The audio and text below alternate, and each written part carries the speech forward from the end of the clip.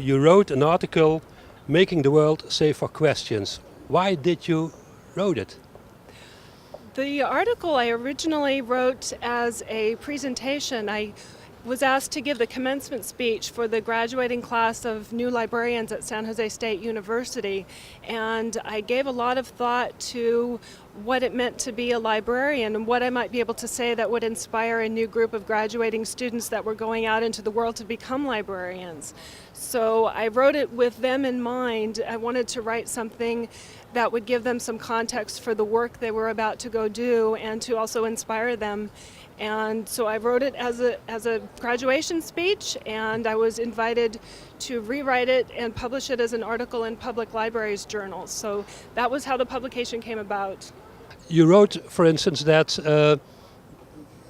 the answer is not that important anymore. It's about the question. What do you mean by that? Well, in the world we're living in today, it's a very complex world of information, but many questions can be easily answered just by going to Google. So it changes the context of libraries, and it changes the job of the librarian in many ways. And I think our job is often not just to give a simple answer, but to help people find deeper questions and understand deeper questions and find those kinds of answers, and to ask new questions rather than simply saying, here's a simple answer to your question. And does that define a new role of librarians, in your opinion?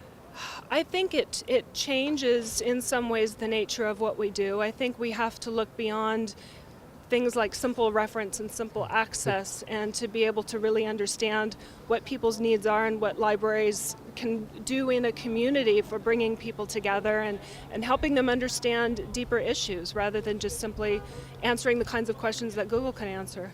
The way I think of education for librarians is more of a lifelong learning process. I think we do need to have the core education for librarians before they go out into the workforce, but I would like to see the process become more akin to something like medicine, where you're expected to keep up with what's happening in your field and do continuing education, and think of it as a process that never ends, because you always have to keep track of what's changing and be open to new learning. We talk about lifelong learning a lot with our patrons and our users and our visitors, but I think we need to turn that back on ourselves and think about how we can apply that to librarians as well and make sure we're engaged in lifelong learning.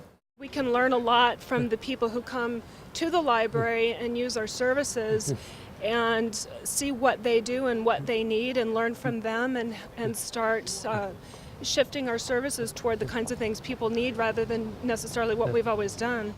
The panel that we went to yesterday was sponsored by the technology organization of ALA, and I did go in expecting to hear much more about technology, but it was a pleasant surprise, I think, to hear that people are talking a lot more about other aspects of libraries.